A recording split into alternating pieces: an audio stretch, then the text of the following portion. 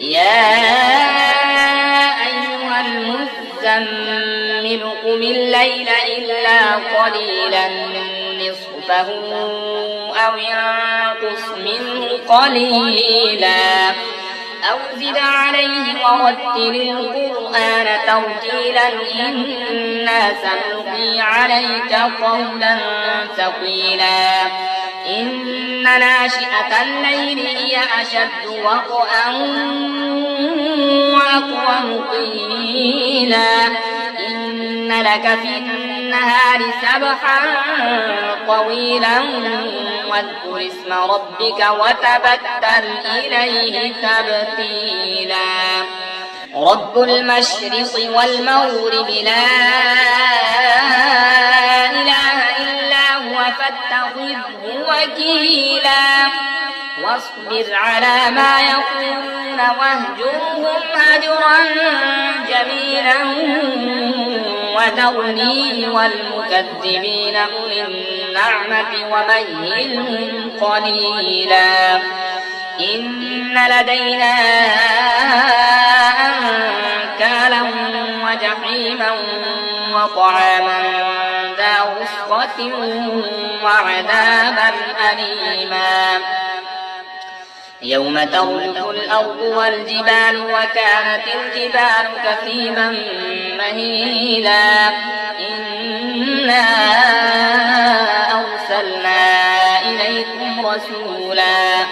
شاهدا عليكم كما أرسلنا إلى فرعون رسولا فعصى فرعون الرسول فأخذناه أخذا وبيلا فكيف تتقون إن كفرتم يوما يجعل الولدان شيبا السماء منفطر به كان وعده مفعولا إن هذه تذكرة فمن شاء اتخذ إلى ربه سبيلا إن ربك يعلم أنك تقوم أدنى من ثلثي الليل ونصفه وثلثه وطائفة من الذين معك والله يقدر الليل والنهار علم أن لن تحصوه فتاب عليكم فاقرؤوا ما تيسر من القرآن علم أن سيكون منكم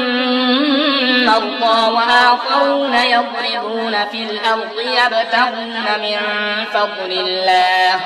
وآخرون يقاتلون في سبيل الله فاقرؤوا ما تيسر منه وأقيموا الصلاة وآتوا الزكاة وأقرضوا الله قرضا حسنا وما تقدموا لأنفسكم من خير تجدوه عند الله هو خيرا وأعظم أجرا واستغفروا